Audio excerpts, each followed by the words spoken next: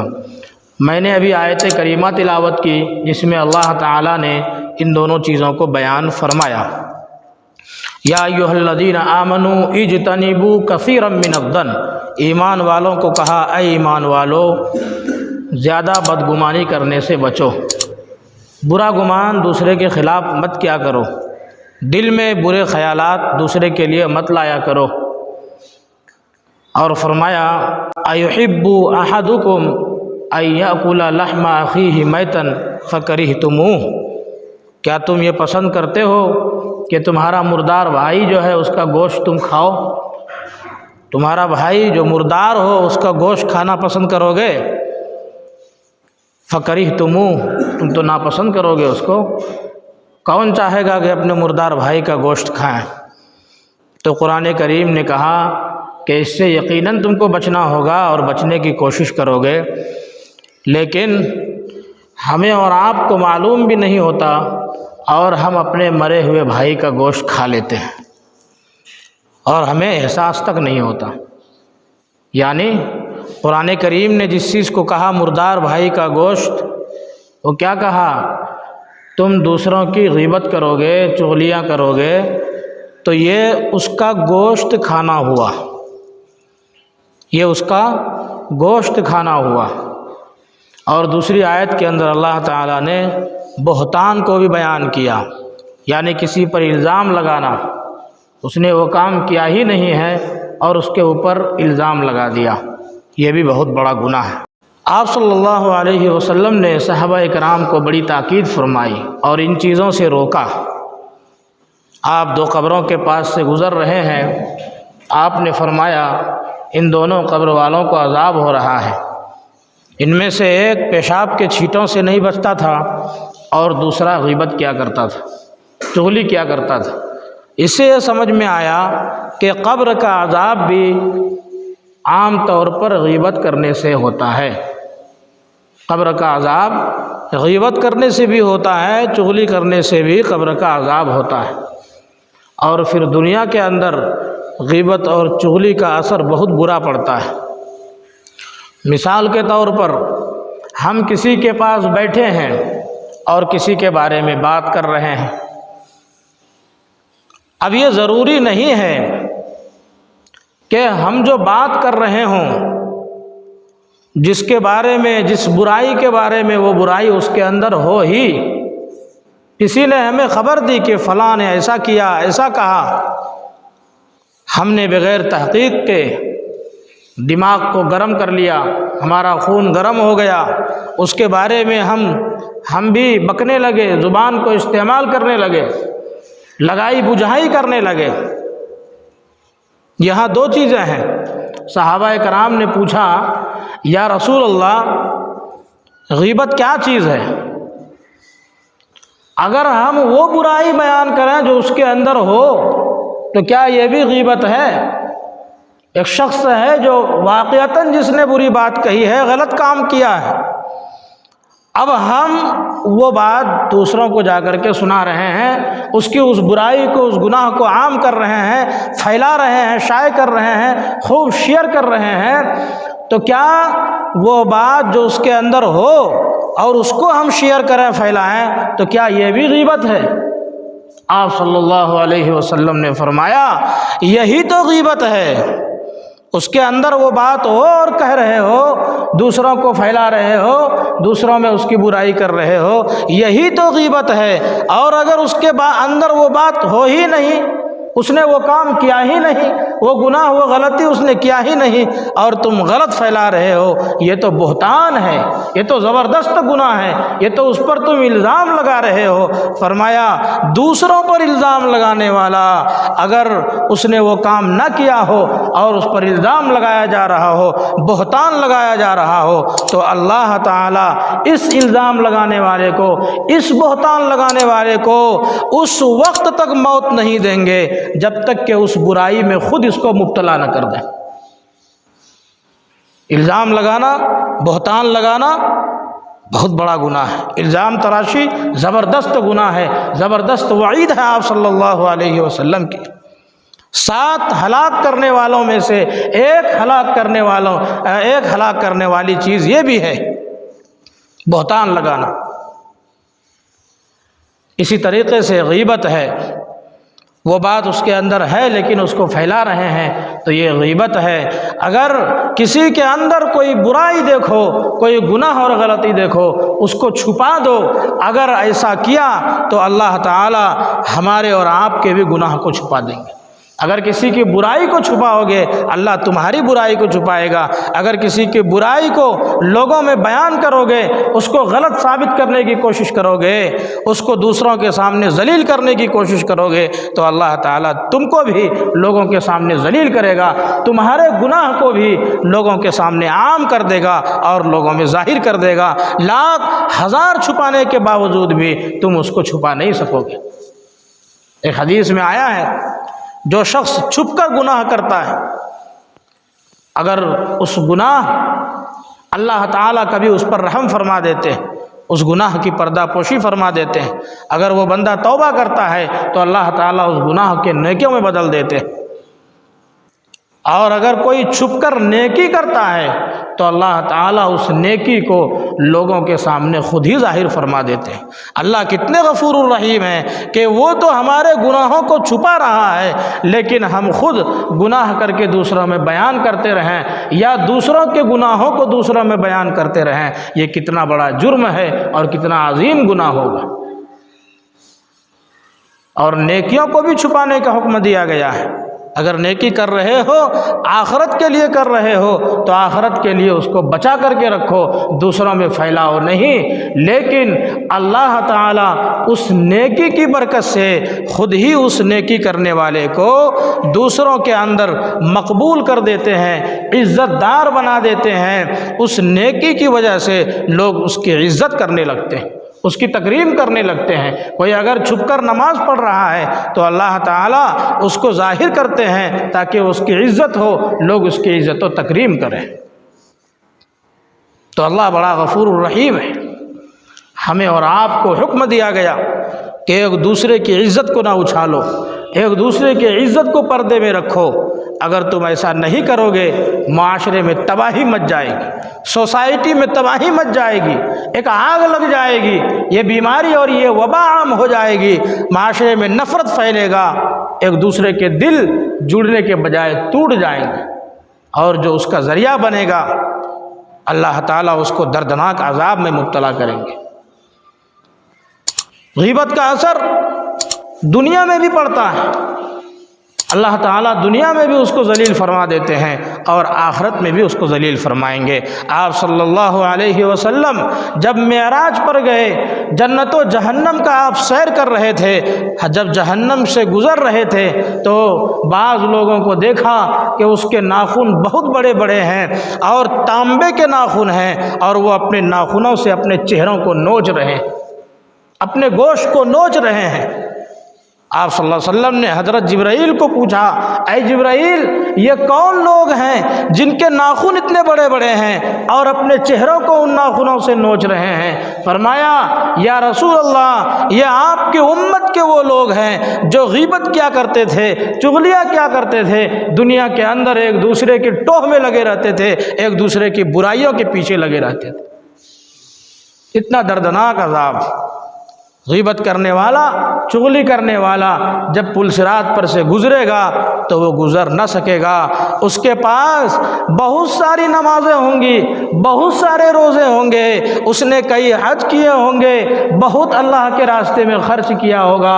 حدیث میں آتا ہے آپ صلی اللہ علیہ وسلم نے فرمایا یہ غیبت، چغلیاں، یہ لگائی بجھائی، دوسرے کی برائی کرنے والا، معاشرے میں آگ لگانے والا یہ آدمی جائے گا، اس کے پاس نیکیاں بہت ہوں گی، لیکن کسی کی غیبت کی ہوگی، چغلی کی ہوگی، کسی کی برائی دوسرے کے پاس کی ہوگی، نفرت پھیلایا ہوگا، اس شخص کو بھی اور ان تمام لوگوں کو جس کے خلاف اس نے غیبت کی نفرت پھیلائی، سب کو سامنے کھڑا کیا جائے گا۔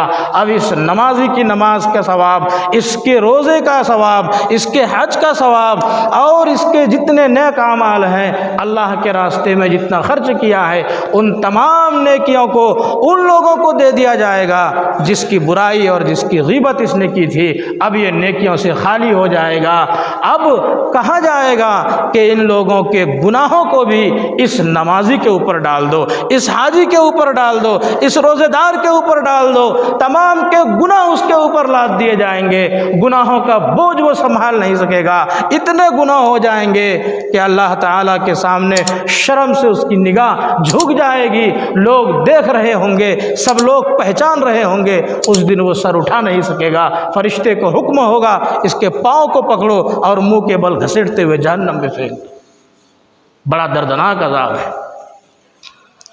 حضرت جنید بغدادی رحمۃ اللہ علیہ کا ایک واقعہ کتابوں میں لکھا ہے کہ آپ کسی جنازے کے انتظار میں کسی مسجد میں رکے تھے کہ اچانک اس مسجد میں ایک فقیر آیا، مانگنے لگا۔ ان کے دل میں خیال آیا کہ ارے یہ فقیر کیا بہتر ہوتا کہ یہ ایک اللہ سے مانگتا، کیوں یہ لوگوں سے مانگتا پھر رہا ہے؟ ایک اللہ سے لو لگاتا، ایک اللہ سے اپنی حاجت مانگتا، یہ دوسروں سے مانگتا پھرتا ہے۔ تو ذرا اس کے آپ کے دل میں ایک تحقیر، ایک ذلت آمیز بات ان کے دل میں آ گئی۔ اس کا نتیجہ کیا ہوا کہ جنازہ آیا، جنازے کی نماز پڑھنے کے بعد جب گھر گئے، رات میں سویا، خواب میں دیکھا کہ کوئی آدمی مردے کو سامنے لایا اور کہا اے جنید بغدادی اس کا گوشت کھاؤ، اس مردے کا گوشت کھاؤ۔ کہا میں مردے کا گوشت کیوں کھاؤں؟ کہا تم کو کھانا ہوگا، اور زبردستی کرنے لگا۔ پھر اس نے کہا کہ یہ سزا ہم کو کیوں مل رہی ہے، کیوں تم زبردستی کر رہے ہو؟ کہا کہ سنو، کل جب تو جنازے کی نماز پڑھ رہا تھا تو ایک فقیر جو مسجد میں آیا تھا، تو نے اس کی برائی کی تھی، دل میں اس کے خلاف تمہارے لیے برا خیال آ گیا تھا، تم نے دل میں یہ کیسے سوچ لیا کہ یہ ایک اللہ سے مانگے لوگوں سے کیوں مانگتا پھر رہا ہے؟ تو اللہ کا ولی ہے، تو نیک بندہ ہے، تیرے دل میں یہ خیال ہرگز نہیں آنا چاہیے، یہی تو نے غلطی کی، اس لیے اس کا گوشت کھاؤ۔ اور وہ جو دکھایا گیا خواب میں وہ وہی فقیر تھا، اسی فقیر کا جنازہ تھا جو مانگنے کے لیے آیا تھا، اور جس کے خلاف اس کے دل میں کچھ بات آ گئی تھی، جس کے لیے اس نے دل میں یہ کہا تھا کہ یہ اللہ سے مانگتا تو اچھا ہوتا۔ اس کا گوشت مردار پیش کیا گیا اور کہا کہ اس کو کھاؤ۔ آپ نے توبہ کی اور کہا کہ اے اللہ میرے اس توبہ کو قبول فرما، مجھے معاف فرما، اب آئندہ کسی کے خلاف ایسا خیال دل میں نہیں لاؤں۔ اس کے بعد یکایک وہ جنازہ، وہ مردار وہاں سے غائب ہو گیا۔ توبہ کرنا تھا کہ وہ مردار غائب۔ پھر آپ صبح اٹھے اور پھر توبہ کیا اور لوگوں کو یہ واقعہ بتایا کہ غیبت کا کتنا زبردست اثر پڑتا ہے۔ مفتی تقی عثمانی دامت برکاتہم نے بھی اسی قسم کا ایک واقعہ لکھا ہے۔ حضرت ربیع رحمۃ اللہ علیہ ایک تابعی ہیں، آپ ایک رات خواب میں سوئے۔ حضرت ربیع رحمۃ اللہ علیہ تابعی ایک مجلس میں گئے، وہاں ان کے کچھ دوست بیٹھے ہوئے ہیں، باتیں کر رہے ہیں، کسی کے بارے میں غیبت ہو رہی ہے۔ بات کرتے کرتے غیبت شروع ہو گئی، وہ اٹھ کر کے وہاں سے چلے آئے۔ تھوڑی دیر کے بعد پھر گئے کہ شاید اب وہ غیبت، وہ چغلی، وہ باتیں جو دوسروں کے خلاف وہ لوگ کر رہے تھے، شاید وہ باتیں ختم ہو گئی ہوں۔ جب دوبارہ مجلس میں آئے، دیکھا پھر وہی بات چل رہی ہے۔ آپ کچھ دیر بیٹھے اور اٹھ نہ سکے، غیبت کو سنتے رہے، دوسروں کی برائی کو سنتے رہے، دوسروں کے خلاف باتوں کو سنتے رہے۔ اس کے بعد رات میں جب آپ سوئے، خواب میں دیکھا کہ ایک حبشی کالا کلوٹا خنزیر کا گوشت لے کر کے برتن میں آ رہا ہے اور اس کو کہا کھاؤ۔ کہا کہ خنزیر حرام ہے، میں کیسے کھا سکتا ہوں؟ اس نے خنزیر کے گوشت کی بوٹی اٹھا کر زبردستی اس کے منہ میں ٹھوس دی۔ بیدار ہوا، اس کے بعد اس کو بتلایا گیا، اس حبشی نے بتلایا کہ تم کو کھانا ہوگا اس لیے کہ تم نے فلاں مجلس میں جا کر کے اپنے دوستوں کے ساتھ بیٹھ کر چغلی اور غیبت اپنے کان سے سنا۔ یہ اسی کا نتیجہ ہے کہ اس کو خنزیر کے گوشت میں بدل کر تمہیں پیش کیا جا رہا ہے۔ جب صبح آپ کھانا کھا رہے تھے، بیدار ہو کر جب کھانا کھا رہے تھے، اس وقت بھی آپ کے منہ میں وہ رات کے گوشت کا اثر اور ذائقہ موجود تھا۔ لکھا ہے کہ 30 دن تک، مکمل 1 مہینے تک آپ کوئی بھی کھانا کھاتے تو اس میں وہ رات والے گوشت کا ذائقہ اور اثر آتا تھا۔ یہ ہے غیبت کا اثر اور یہ ہے دوسروں کی برائی کا اثر۔ اس لیے ہمیں اور آپ کو ایک دوسرے کے خلاف زبان کو استعمال کرنے سے بچنا چاہیے۔ زبان کا گناہ بہت سخت ہے، آپ صلی اللہ علیہ وسلم نے اس کو روکنے کی تاکید فرمائی ہے۔ جو شخص اپنی زبان اور اپنے شرمگاہ کی گارنٹی لے لے، آپ صلی اللہ علیہ وسلم نے فرمایا میں اس کے لیے جنت کی گارنٹی لیتا ہوں۔ آپ نے زبان کو پکڑ کے فرمایا اے لوگو اس زبان کو منہ میں محفوظ کر لو، ضرورت سے زیادہ اس زبان کو نہ چلاؤ۔ سنو، اگر تم نے اپنی زبان کو محفوظ کر لیا تو تمہارا پورا جسم محفوظ رہے گا اور تم برے کام سے بچے رہو گے۔ اس لیے کہ اکثر و بیشتر عام طور پر اور زیادہ جو جہنم میں جائیں گے وہ زبان کے گناہ کی وجہ سے جائیں گے۔ ایک مسلمان، اچھا اور کامل مسلمان وہ ہے کہ جس کی زبان سے دوسرے مسلمان محفوظ رہیں۔ ہماری زبانیں دوسرے کے خلاف نہ اٹھے، دوسرے کے خلاف نہ چلے۔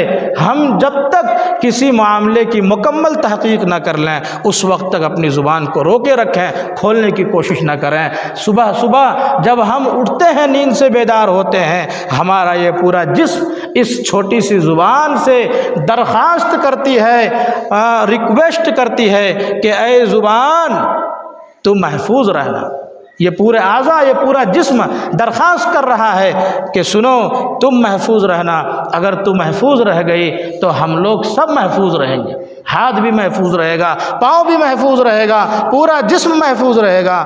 اور اگر تو غلط استعمال ہونے لگی، غلط یوز ہونے لگی تو استعمال ہو کر اندر بیٹھی رہے گی، لیکن مار جو پڑے گی وہ جسم کو پڑے گی، ذلت جو ہوگی وہ پورے جسم کی ہوگی، ہماری ذلت و رسوائی ہوگی، تمہارا تو کچھ نہیں ہوگا۔ اس لیے اپنی زبان کو کنٹرول میں رکھنے کی ضرورت ہے اور ایک دوسرے کے لیے ہرگز بدگمان ہونے کی ضرورت نہیں ہے۔ بعض مرتبہ ہم کسی کو غلط سمجھ رہے ہوتے ہیں حالانکہ وہ اچھا رہتا ہے۔ اگر واقعے کی تحقیق کر لیں کہ واقعی کیا معاملہ ہے، تب تو ہم ان لوگوں سے بول سکتے ہیں جو ان کی اصلاح کر دیں، جو ان کو سمجھا دے۔ اور اگر آپ خود اس غلطی کی اصلاح کر سکتے ہیں، اس گناہ سے روک سکتے ہیں، واقعی اگر وہ غلطی کر رہا ہے اور روکنے کی طاقت ہے تو آپ جا کر کے ڈائریکٹ ان کو کہیے، نرمی سے، نرم لہجے میں، حکمت اور مصلحت کے ساتھ ان کو سمجھا دیجئے اور اس گناہ سے روکنے کی کوشش کیجئے۔ یہ ہے مومن کا کام۔ ایک دوسرے کو لگائی بجھائی کرنے سے، ادھر ادھر بولنے سے فائدے کے بجائے نقصان ہے۔ میں نے غالباً شاید کبھی یہ واقعہ سنایا ہوگا کہ ایک شخص کا انتقال ہوا۔ اسی بادشاہ کے زمانے میں ایک شخص کا انتقال ہوا، جنازہ مسجد کے باہر رکھا ہے۔ بادشاہ نماز پڑھ کے نکلا، دیکھا اس کے جنازے کو ہاتھ لگانے والا کوئی نہیں۔ لوگ پریشان، بادشاہ بھی پریشان۔ بادشاہ نے کہا کہ آخر اس جنازے کو کوئی ہاتھ کیوں نہیں لگا رہا ہے؟ لوگوں نے کہا بادشاہ سلامت، یہ آدمی جب زندہ تھا تو یہ زنا کے اڈے پر جاتا تھا، شراب کے اڈے پر جاتا تھا، اس لیے آج اس کے جنازے کو ہاتھ لگانے والا کوئی نہیں۔ بادشاہ نے کہا اگر اس کا کوئی وارث زندہ ہو تو لاش لے کر اس کے گھر تک لے چلو۔ گھر تک لے جایا گیا، اس کی بیوی زندہ تھی۔ بادشاہ نے کہا کہ تمہارا شوہر زندگی میں کیسا تھا؟ اس کی بیوی کہتی ہے میرا شوہر اللہ کی قسم نیک اور اللہ کا ولی تھا۔ بادشاہ کو سمجھ میں نہیں آیا، وہ حیران ہو گئے کہ لوگ تو اس کے بارے میں کیا سے کیا کہہ رہے ہیں اور تو قسم کھا کر کیسے کہہ سکتی ہے کہ تیرا شوہر اللہ کا ولی تھا؟ کہا بادشاہ سلامت، جب میرا شوہر زندہ تھا، محنت اور مزدوری کر کے جو پیسہ کماتا تھا وہ گھر لے کر آتا، آدھا پیسہ مجھے دیتا اور آدھا پیسہ لے کر زنا کی دکان پر، زنا کے اڈے پر جاتا، وہاں سے ایک عورت کو خرید کر روم میں بند کر دیتا اور کہتا ہے میری بہن آج تیرے ساتھ جو مرد گناہ کرتا اس کو جو گناہ ہوتا اور تم کو جو گناہ ہوتا، میں نے اپنی چھوٹی سی کمائی سے اتنا گناہ تمہارے سر سے بھی اور اس مرد کے سر سے بھی ختم کر دیا۔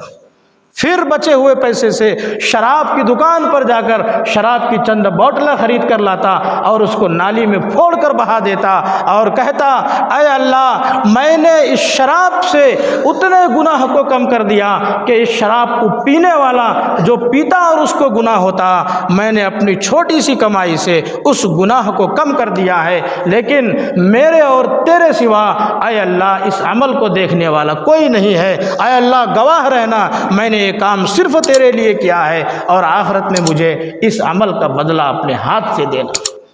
پھر یہ بیوی کو آ کر کے بتایا کرتا تھا اور یہ بھی کہتا کہ اے میری بیوی جب میں مر جاؤں گا تو دیکھنا میری جنازے کی نماز میں وقت کے بادشاہ اور وقت کے بڑے بڑے ولی اور وقت کے بڑے بڑے امام اور وقت کے بڑے بڑے اللہ والے علماء اور ائمہ شریک ہوں گے۔ اس کی بیوی کو یہ باتیں سمجھ میں تو نہیں آتی تھی، بادشاہ کو جب سنایا بادشاہ نے کہا واقعی تیرا یہ شوہر اللہ کا نیک بندہ تھا، اللہ کا ولی تھا، چھپ کر کے نیکی کر رہا تھا، لیکن جو لوگ اس کے ٹوہ میں لگے رہتے تھے اور برائی کرتے رہتے تھے، اس کے خلاف غلط گمانی کرتے رہتے تھے، غلط باتیں پھیلاتے رہتے تھے، چغلی اور غیبت کرتے رہتے تھے، حقیقی مجرم تو یہ لوگ ہیں جنہوں نے واقعے کی تحقیق نہیں کی، جا کر کے سامنے سے نہیں دیکھا کہ یہ شراب کی دکان پر کیا کر رہا ہے، زنا کے اڈے پر کیا کر رہا ہے، خالی بغیر تحقیق کے اس کے بارے میں باتوں کو پھیلاتے رہے۔ حقیقی مجرم یہ ہیں، حقیقی مجرم تیرا شوہر نہیں، تیرا شوہر تو اللہ کا دوست ہے۔ پھر اعلان کرایا لوگوں میں کہ تمام شہر کے علماء کو، ائمہ کو، ولیوں کو، بزرگوں کو اور جتنے بھی بڑے بڑے لوگ ہیں، جتنے بھی اللہ والے ہیں، سب کو جمع کیا جائے اور اس کی جنازے کی نماز ہو۔ دھوم دھام سے جنازے کی نماز ہوئی، ایک کثیر تعداد میں جم غفیر، جہاں تک نگاہ جاتی تھی لوگوں کی وہاں تک لوگوں کے سر نظر آتے تھے، اتنے لوگوں نے اس کی جنازے کی نماز پڑھی۔ اس واقعے سے ہمیں اور آپ کو یہ سبق ملتا ہے کہ ہم اور آپ بھی کسی واقعے کی جب تک تحقیق نہ کر لیں لوگوں میں بیان کرتے نہ پھریں۔ بعض مرتبہ یہ خطرے سے خالی نہیں ہوتا ہے اور سماج میں اس آدمی کی رسوائی ہو جاتی ہے، بعد میں جب معلوم ہوتا ہے تو اب پریشان ہونے سے کوئی فائدہ نہیں۔ اسی طریقے سے ایک دوسرے پر بہتان تراشی اور الزام تراشی سے بھی مکمل اجتناب اور احتیاط کریں۔ آپ صلی اللہ علیہ وسلم نے اس سے بہت سختی سے منع فرمایا ہے اور غیبت سے سختی سے منع فرمایا ہے، زبان کی حفاظت کا حکم دیا ہے۔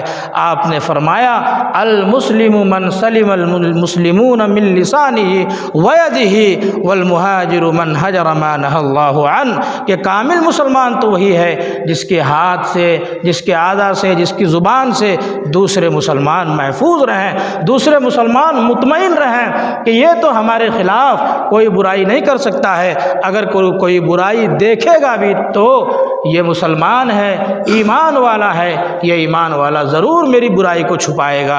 ایک مسلمان کا دوسرے مسلمان پر اتنا اعتماد ہونا چاہیے، برائی کرتا ہوا دیکھ بھی لے گا تب بھی یہ چھپائے گا۔ اور دوسری بات کیا فرمایا کہ ہاتھ سے بھی، ہمارے اعضاء سے بھی، ہمارے بدن کے کسی پارٹ سے کسی بھی مسلمان کو تکلیف نہ ہو، ہم بھیجا ہاتھ کا استعمال نہ کریں۔ جب تک کسی معاملے کی تحقیق نہ ہو جائے ہم کسی پر ظلم کرنے والے نہ بنیں۔ ہم اگر طاقتور ہیں، اگر ہم پیسے میں بڑے ہیں، اگر ہمارے پاس جائیداد ہے، اگر اللہ نے بہت کچھ دے رکھا ہے تو اس کے بلبوتے پر ہم کسی کو نیچا دکھانے کی یا ظلم کرنے کی کوشش نہ کریں، کیونکہ ظلم یہ گناہ عظیم ہے، بہت بڑا گناہ ہے، اور مسلمان کی یہ شان نہیں ہے کہ وہ کسی کو ستائے، پریشان کرے، یا کسی کو اپنی زبان یا ہاتھ پاؤں سے ظلم کرے۔ یہ بہت بڑا گناہ ہے، اس سے ہم سب کو بچنے کی کوشش کرنے کی ضرورت ہے۔ اور بالخصوص یہ جو غیبت ہے، یہ ہمارے معاشرے اور سماج کے اندر اس طریقے سے سرایت کر گئی ہے کہ ہم غیبت کرتے ہیں اور ہمیں پتہ بھی نہیں ہوتا۔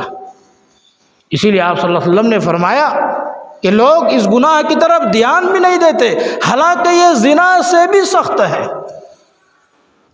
زنا کرنے والا تو پریشان ہو جاتا ہے، وہ گناہ کر لیا، وہ اپنے آپ کو گنہگار سمجھ رہا ہے کہ یہ بہت بڑا گناہ ہے، لیکن غیبت کرنے والا گنہگار بھی نہیں سمجھتا، وہ اس چیز کو گناہ ہی نہیں سمجھ رہا ہے، اور دھڑلے سے جہاں بیٹھتا ہے، جہاں محفل لگتی ہے، دوسرے کی برائی چل رہی ہے اور اس کو برا بھی نہیں سمجھا جا رہا ہے، یعنی اتنا زبردست گناہ کر رہا ہے اور اس گناہ کو گناہ بھی نہیں سمجھا جا رہا ہے۔ اسی لیے آپ صلی اللہ علیہ وسلم نے فرمایا کہ یہ تو زنا سے بھی سخت ہے۔ الغیبت اشد من الزنا، غیبت یہ زناکاری سے بھی زیادہ سخت، زیادہ بڑا گناہ ہے۔ تو ہمیں اور آپ کو سوچنا چاہیے کہ کس قدر اس سے بچنے کی ضرورت ہے۔ آپ صلی اللہ علیہ وسلم نے کس قدر اس سے ڈرایا ہے، اور اللہ تعالیٰ اس پر کس قدر وعید اور کس قدر عذاب دینے کے لیے تیار ہیں۔ قبر میں بھی عذاب، دنیا میں بھی عذاب، میدان حشر اور قیامت میں بھی رسوائی۔ اللہ تعالیٰ سے دعا کریں کہ اللہ ہمیں ان رسوائیوں سے بچائے، ان رسوائیوں سے ہمیں محفوظ فرمائے، اور ایک دوسرے کی غیبت سے، چغلی سے، بہتان تراشی سے ہماری زبانوں کو اور کانوں کو محفوظ فرمائے۔ اللہ ہمیں کہنے سننے سے زیادہ عمل کی توفیق عطا فرمائے۔ وآخر دعوانا ان الحمد للہ رب العالمین۔ یہ سنت نہیں پڑھے ہیں وہ سنت پڑھ لیں۔